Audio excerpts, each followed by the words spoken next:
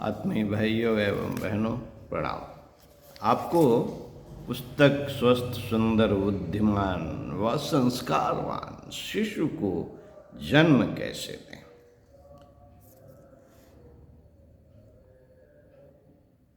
संपादित संकलन युग निर्माण योजना मथुरा पढ़कर सुनाते हैं आपको। आओ गढ़ें संस्कारवान पीढ़ी। साथियों, आज की भौतिकवादी संस्कृति में मानवीय मूल्य लगातार गिर रहे हैं। समाज में आदर्श व्यक्तियों का अकाल हो गया है, परंतु वहीं युग ऋषि वेद मूर्ति तपोनिष्ठ पंडित श्री राम शर्मा आचार्य का संकल्पोद्घोष मानव में देवत्व का उदय व धरती पर स्वर्ग का अवतरण कैसे हो, हमारी भूमिका क्या हो, इस दैवी प्रेरणा से संस्कार धानी में एक अभिनव अभियान का सूत्रपात हुआ।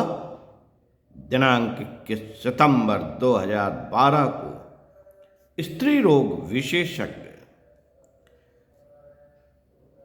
स्त्री रोग चिकित्सकों की भागीदारी से गर्भ में ही संस्कार कैसे दें विषय पर कार्यशाला में चर्चा की गई। पुंसवन संस्कार हमारी ऋषि प्रणीत संस्कार परंपरा का पहला महत्वपूर्ण संस्कार है, जिसमें माताओं को गर्भ में ही बच्चों को संस्कारवान बनाने की नींव रखने की शास्त्र सम्मत तकनीकी से परिचित कराया जाता है। साथियों, गायत्री शक्तिपीठ द्वारा इसी क्रम में 23 सितंबर 2012 से प्रत्येक माह के अंतिम रविवार को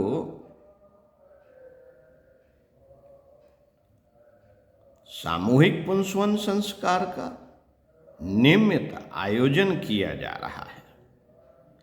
संस्कार धानी के संवेदनशील स्त्री रोग चिकित्सक गर्भवती बहनों को शक्तिपीठ पहुंचने की प्रेरणा देते हैं। शक्तिपीठ के दिव्य वातावरण में गायत्री साधक बहनों द्वारा संस्कार संपन्न कराया जाता है। सारी व्यवस्थाएं शक्तिपीठ द्वारा निःशुल्क प्रदान की जाती हैं। संस्कार संवर्धन साहित्य गायत्री शक्तिपीठ के साहित्य विस्तार केंद्र पर उपलब्ध है और ऑनलाइन भी शांतकुंज हरिद्वार युग निर्माण योजना मथुरा से भी मंगाया जा सकता है, जो गर्भावस्था के दौरान गर्भिणी की दिव्य विचार शक्ति एवं स्वस्थ चिंतन हेतु सहायक है। हम हंसी खुशी जिएं, हंसी खुशी और आनंद पूर्वक जिएं, यह ठीक है और इसका हमें अधिकार भी है। तथापि हमें अपनी हंसी खुशी में दूसरों को भी भाग देना चाहिए। हम तो आमोद प्रमोद और आनंद मंगल मनाते चलें और हमारे आसपास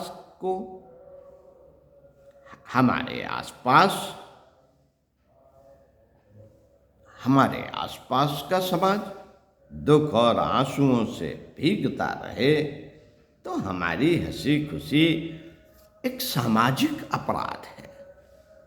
यह विचार परम पूज्य गुरुदेव पंडित श्री राम शर्मा आचार्य जी का, जिस पर हमें चिंतन करना चाहिए। पुंसवन संस्कार के लिए जो महत्वपूर्ण पुस्तकें हमें पढ़नी चाहिए, संस्कार का विकास अपने बच्चों में करने के लिए जो हमें पुस्तकें पढ़नी चाहिए साथियों, वह पुस्तकें आपको पढ़कर बताते हैं। नोट कर लीजिए और ये जरूर प्राप्त करके पढ़ते रहिए।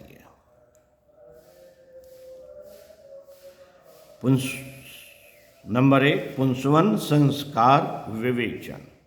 नंबर 2, बच्चों को शिक्षा ही नहीं दीक्षा भी आवश्यक। नंबर 3, बच्चों के शासक नहीं सहायक बने। नंबर 4, अभिभावकों और संतानों के बीच भावनात्मक आदान प्रदान।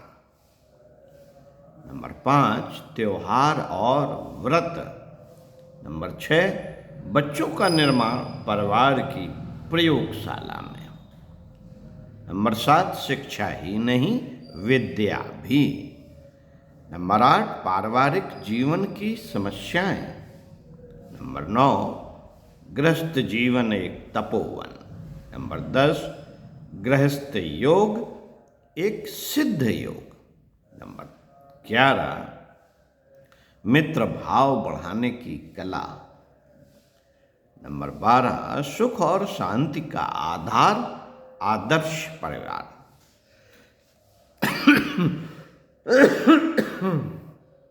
सॉरी। नंबर 13, मानव जीवन की गरिमा। नंबर 14, जीवन देवता की साधना आराधना। नंबर 15, घर के वातावरण में स्वर्ग का अवतरण। नंबर 16, परिवार निर्माण की विधि व्यवस्था।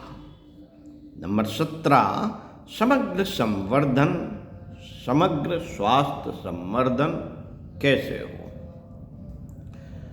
नंबर 18, तुलसी के चमत्कारी गुण। नंबर 19, हारिए ना हिम्मत। नंबर 20, आध्यात्मिक काम विज्ञान। नंबर 21, उपासना साधना। 22, विचारों की सृजनात्मक शक्ति। 23, सद्गुण बढ़ाएं, शिष्टाचार अपनाएं। 24, मानसिक संतुलन बनाए रखें। 25, महिलाओं की गायत्री उपासना। 26, उत्कृष्ट चिंतन। 27, महापुरुषों की जीवन गाथाएं। ये पुस्तकें हमें अपने मंगाकर जरूर पढ़नी चाहिए। इससे संस्कारों का संवर्धन होता है। विचार बदलते ही दुनिया बदलती है। साथियों, युग निर्माण योजना से हम सभी को जुड़ना चाहिए। क्यों जुड़ना चाहिए साथियों?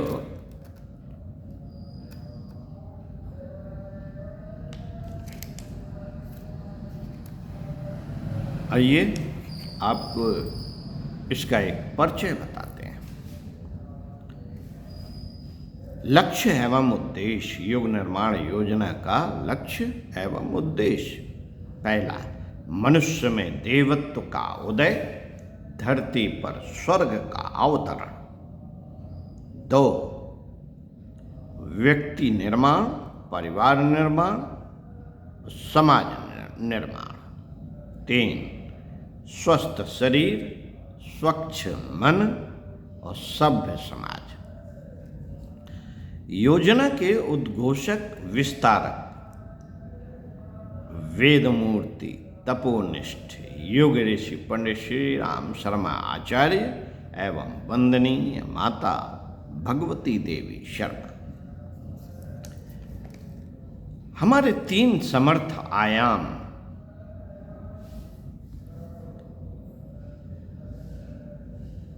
कैसे होगा यह लक्ष्य और उद्देश्य पूरा? इसके आयाम हैं हमारे 3 युग निर्माण योजना के। पहला, योजना और शक्ति ईश्वर की। दूसरा अनुशासन, अनुशासन संरक्षण ऋषियों का। तीसरा पुरुषार्थ, सहकार सत्पुरुषों का। कैसे होंगे ये निर्माण? आत्मनिर्माण के 2 सूत्र। उत्कृष्ट चिंतन, आदर्श कर्तव्य। दूसरा सादा जीवन, उच्च विचार। हमारे कार्यक्रम क्या है युग निर्माण योजना के? हमारे आधारभूत कार्यक्रम, पहला नैतिक क्रांति, बौद्धिक क्रांति, सामाजिक क्रांति। दूसरा धर्मतंत्र, आधारभूत कार्यक्रम आधारित विविध माध्यमों से लोक शिक्षण, धर्मतंत्र के माध्यम से। तीसरा गायत्री, सामूहिक विवेकशीलता एवं यज्ञ, सहकारिता युक्त सत्कर्म। हमारा उद्घोष युग निर्माण योजना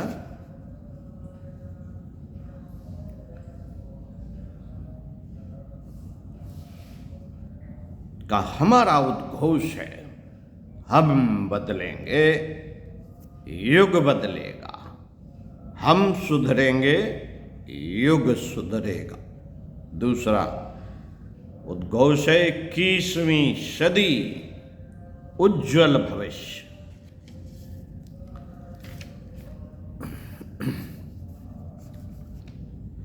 हमारा सत्संकल्प क्या है? नवयुग का संविधान क्या होने जा रहा है, क्या होगा? सतयुग किस आधार पर आएगा, इसके लिए हम संकल्पित हैं। हमारा संकल्प है सत्संकल्प। सुनिए साथियों, ये नवयुग का यही संविधान है जिस पर हमें अभी से चल लें तो ज़्यादा अच्छा है।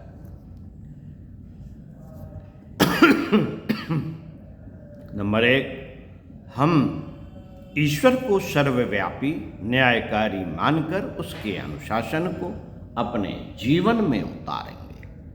नंबर 2, शरीर को भगवान का मंदिर समझकर आत्मसंयम और नियमितता द्वारा आरोग्य की रक्षा करेंगे। नंबर 3, मन को कुविचारों और दुर्भावनाओं से बचाए रखने के लिए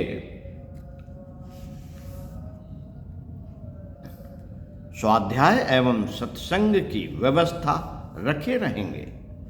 नंबर 4, इंद्रिय संयम, अर्थ संयम, समय संयम और विचार संयम का सतत अभ्यास करेंगे। नंबर 5, अपने आप को समाज का एक अभिन्न अंग मानेंगे और सबके हित में अपना हित समझेंगे। नंबर 6, मर्यादाओं को पालेंगे, वर्जनाओं से बचेंगे, नागरिक कर्तव्यों का पालन करेंगे और समाजनिष्ठ बने रहेंगे। नंबर 7, समझदारी, ईमानदारी, जिम्मेदारी और बहादुरी को जीवन का एक अविच्छिन्न अंग मानेंगे। नंबर 8, चारों ओर मधुरता, स्वच्छता, सादगी एवं सज्जनता का वातावरण उत्पन्न करेंगे। अनीत से प्राप्त सफलता की अपेक्षा नीति पर चलते हुए असफलता को शिरोधार्य करेंगे। नंबर 10, मनुष्य के मूल्यांकन की कसौटी उसकी सफलताओं, योग्यताओं एवं विभूतियों को नहीं, उसके सद्विचारों और सत्कर्मों को मानेंगे। नंबर 11, दूसरों के साथ वह व्यवहार नहीं करेंगे जो हमें अपने लिए पसंद नहीं। नंबर 12, नर नारी परस्पर पवित्र दृष्टि रखेंगे। नंबर 13, संसार में सत्प्रवृत्तियों के पुण्य प्रसार के लिए अपने समय, प्रभाव, ज्ञान, पुरुषार्थ एवं धन का एक अंश नियमित रूप से लगाते रहेंगे। नंबर 14, परंपराओं की तुलना में विवेक को महत्व देंगे। नंबर 15, सज्जनों को संगठित करने, अनीति से लोहा लेने और नव सृजन की गतिविधियों में पूरी रुचि लेंगे। नंबर 16, राष्ट्रीय एकता एवं समता के प्रति निष्ठावान रहेंगे। जाति, लिंग, भाषा, प्रांत, संप्रदाय आदि के कारण परस्पर कोई भेदभाव न बरतेंगे। नंबर 17, मनुष्य अपने भाग्य का निर्माता आप है। इस विश्वास के आधार पर हमारी मान्यता है कि हम उत्कृष्ट बनेंगे और दूसरों को श्रेष्ठ बनाएंगे तो युग अवश्य बदलेगा। नंबर 18, हम बदलेंगे, युग बदलेगा। हम सुधरेंगे, युग सुधरेगा। इस तथ्य पर हमारा परिपूर्ण विश्वास है। साथियों, जीवन निर्माण के 4 सूत्र हैं: साधना, स्वाध्याय, संयम, सेवा। आध्यात्मिक जीवन के 3 आधार: उपासना, साधना, आराधना। प्रगतिशील जीवन के 4 चरण हैं: समझदारी, ईमानदारी, जिम्मेदारी, बहादुरी। और परिवार निर्माण के पंचशील हैं: श्रमशीलता, शालीनता, मितव्ययता, सुव्यवस्था, सहकारिता। ओम शांति। साथियों, आगे आपको साप्ताहिक आहार तालिका एक वीडियो में इसको भी पढ़ के सुनाएंगे। हालांकि ऐसे समझ में नहीं आता है, फिर भी जिसके पास नहीं है, नोट नहीं किए हैं इस संबंध में, और जिन्होंने कोई भी ऑनलाइन मीटिंग अटेंड नहीं की है, तो आपको ये पढ़कर बताएंगे अगले वीडियो में। ओम शांति।